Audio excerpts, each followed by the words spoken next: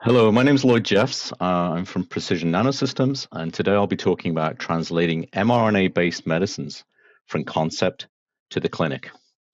So a little bit about Precision Nanosystems. We are a leading end-to-end solution providers for nanomedicines. We are headquartered in Vancouver, Canada. To date, we have completed over 150 service projects for our clients who are drug developers. And we have developed a microfluidics-based leading technology for producing nanoparticles. And we've installed over 700 of those systems around the world. We are building a new facility that you can see on this slide as a concept. It will have GMP manufacturing and QC testing capabilities, and we'll have 2 GMP lines for making lipid nanoparticle nucleic acid formulations. So we're very excited about that. Our products are also protected with a number of patents that we have pending or granted. So we have a very strong technology platform as well. So as many of you know, genomic medicines are the future, but they're also basically the future starts now. We've seen great success with the mRNA LNP vaccines that are now commercialized and protecting people from SARS-CoV-2. But genomic medicines can also silence genes, express genes, or edit genes. I'm going to talk a little bit about that in this talk. So lipid nanoparticles can really unlock the full potential of genomic medicines. Genomic medicines are viral and non-viral, and some of the viral genomic medicines, some of them are actually approved, but they do have high manufacturing costs. There are some lingering safety concerns and also limited cargo capacity. So we're concentrating on lipid nanoparticles for delivering messenger RNA, and the effective delivery is critical for their efficacy. They need to get to the tissue and the cell, the target cell. If they can do that, they can treat many, many, many diseases. So one of the needs right now, the focus areas in the industry and from drug developers, is to develop formulations that can deliver beyond the liver and beyond the intramuscular applications that are used for vaccines. So there's a real opportunity here to bridge the gap between the large-scale manufacturing of vaccines and smaller multi-product manufacturing for cancer, rare diseases, and cell therapy. So Precision Nanosystems really helps companies develop genomic medicines. We are not a drug developer. We help drug developers. So we've developed a genomic medicine toolkit really designed for disease indications. So a company would come to us and ask, we have this disease, we have this gene target, can you help us? And we can, with our genomic medicine toolkit, we can help design and manufacture the genetic payload, the RNA payload. That's messenger RNA or self-amplifying RNA. We can package that in our Genvoy delivery platform as well, which is a lipid nanoparticle formulations that are designed to deliver to certain target cells and tissues. And we can make those particles using our nanoassembler manufacturing platform. And that's microfluidic based. It's very reproducible, very scalable. So together we can provide that solution to our clients. And most importantly, we have extensive drug development expertise. So some of our expertise in analytics, in engineering, microfluidics, and formulation design, process development are second to none. I'm very proud of our team. So it's been shown that LNPs can be safe and effective means to protect RNA drug substance and mediate RNA drug delivery into the cytoplasm of the cell where it's active. So microfluidic technology, one of the key benefits of it, I'll get into this in a moment, is that it provides consistent mixing across the entire batch production. So the first particle that's formed is the same as the last particle. So very consistent particles, very tight. We can achieve very tight particle size distributions and meet demanding specifications as well. And we can do this with lipid nanoparticles, but we can also produce other types of nanoparticles such as polymeric nanoparticles, exosomes, traditional liposomes, and also emulsions, all using our next-gen microfluidic technology. So again, this uniform and scalable manufacture of nanoparticles is made possible with PNI's next-gen time invariant mixing. And you can see an image in the top right-hand corner This is under a microscope showing a zoomed in picture of one of our microfluidic next-gen mixers that provides consistent and uniform mixing over time. So you get reproducible formulations that can be scaled up more easily and scaled out as well.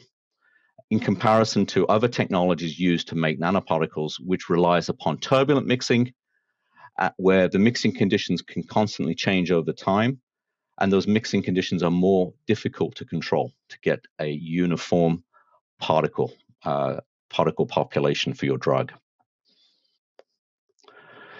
So we have some scalable solutions, basically taking what the client needs from discovery all the way through to commercial. So allowing basically formulation development and process development on our microfluidic instruments to make these nanoparticles. And we offer various instruments and technologies to do that. It's all based on our next-gen mixer, and that's present in each of these instruments. So from around 250 microliters, less than a milliliter on our Spark, up to 20 milliliters on our workhorse, the Ignite, which can really help save time and money and effort by you can complete all your formulation and process development on the Ignite instrument, which fits on a bench. Then we can scale up with our pilot scale Blaze system and then move to our GMP and commercial systems, with our commercial system producing hundreds of liters in a single batch.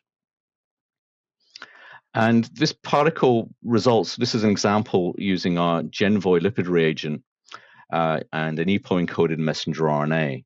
So with these different instruments at different scales, we're showing here that we get consistent particle size, constant polydispersity, so a very tight distribution of particles, and also high encapsulation efficiencies of this messenger RNA across all scales. So Precision Nanosystems is part of the Danaher Life Sciences Group, and we can provide end-to-end manufacturing of genomic medicines with our sister operating companies, such as Aldevron, which is focusing on RNA synthesis and production under GMP, our P&I's offerings of microfluidic mixing through our instruments and our technology, and also the downstream processing piece with help from Cytiva and PAL. So I think this is a distinction for us, is that we can provide this end-to-end manufacturing technology and also the expertise that goes along with it. So from P&I, we have three technologies. We've already talked about our next-gen microfluidics technology. I'm going to talk a little bit now about our Genvoy delivery platform for RNA-LNP genomic medicines. So we have close to 100 novel ionizable lipids, and these lipids are proprietary. And working with the client, we can develop compositions that are tailored or suited for vaccine applications, gene therapy, or cell therapy. So we see here that we can get basically superior transfection performance of primary T cells with one of these Genvoy formulations. So the formulation has been developed, and the ionizable lipid from our library has been selected here. You can see on the right that's indicated by T cell kit. But many of our lipids, a large part of the library was evaluated for the best ionizable lipid for transfecting T cells. And we see that here. So we're using similar component ratios with only the ionizable lipid varied in the screening test, and we're measuring the GFP, or green fluorescent protein intensity, and transfection efficiency using flow cytometry at 48 hours post-treatment. So the LNP treatment was performed following our T cell kit for mRNA using our smaller Spark instrument, so not using very much material at all. So we are now offering this T cell kit, the Genvoy T cell kit, for mRNA at the Spark and now at the Ignite scale. It's optimized and it allows researchers really to get working on this. They do not have to do any development themselves. It's off the shelf. We've shown that we get high viability in the cells even after multiple genetic manipulation. It's highly efficient at both gene knockouts and protein expression. It's fully scalable on our NanoAssembler platform, and it's also been validated with a downstream cell manufacturing workflow. So off the shelf, and there's a clear path to the clinic for drug developers interested in T-cell applications.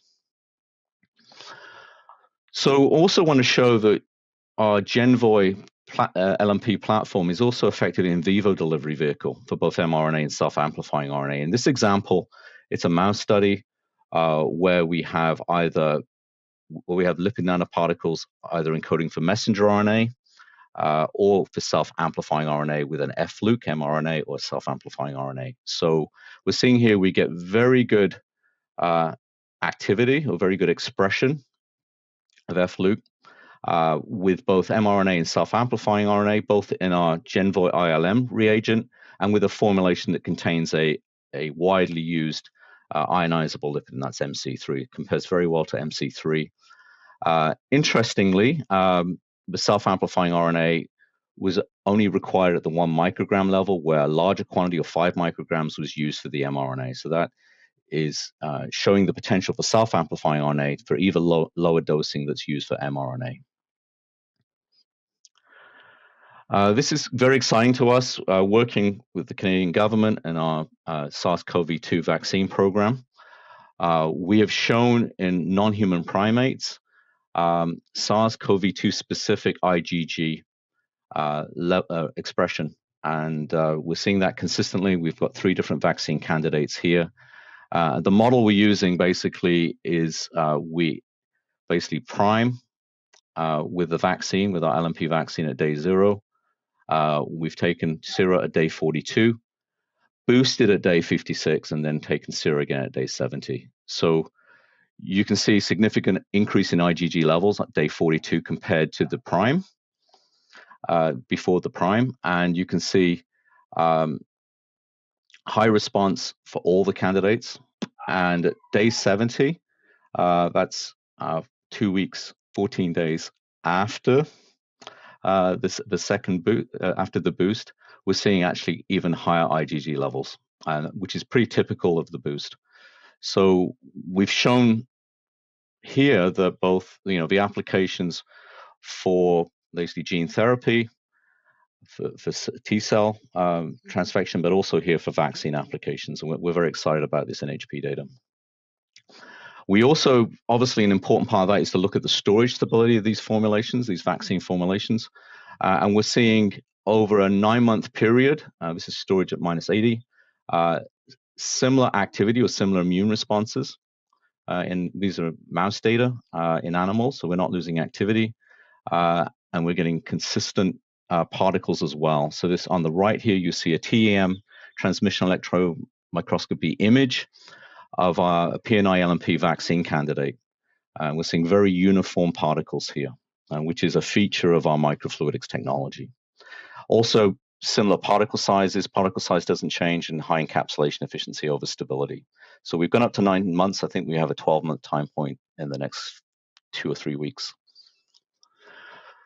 So the other thing that PNI started working on is developing or designing custom vectors, or cloning vectors for self-amplifying RNA, or SAM as it's listed here, and mRNA.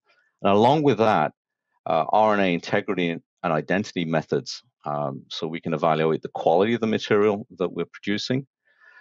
We've scaled up our manufacturing process for self-amplifying RNA, as you can see here, and tech transfer to a clean room, and we're producing approximately 340 milligrams of self-amplifying RNA in a clean room environment. And we are actually ready to move into producing GMP material that could be used in clinical trials. We're doing that actually to reduce the amount of time required, because there have been long lead times for messenger RNA and self-amplifying RNA. So we're always looking to accelerate or shorten the development time for these LNP-based genomic medicines. So when it comes to designing your RNA LNP formulation, your drug, formulation development and process development are critical. So formulation development, for those who don't know, really focuses on the critical quality attributes of your product, such as particle size, the ratio of your lipid to your drug, RNA encapsulation efficiency. And basically looking at these desirable properties and maintaining those properties.